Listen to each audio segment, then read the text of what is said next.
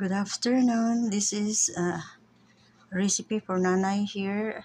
Lunchtime, instant and emergency foods.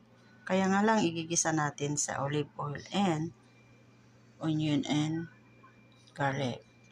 Ayan, gisa-gisa na. Ayan, ilagay na natin. Number 2. Number 3 hot. This is hot.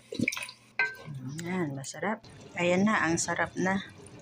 Ito na po siya. Tapos yung sobra dun sa kawali, linagyan ko ng mainit na tubig at blinans ko yung spinach para may gulay kami. Ayan, masarap.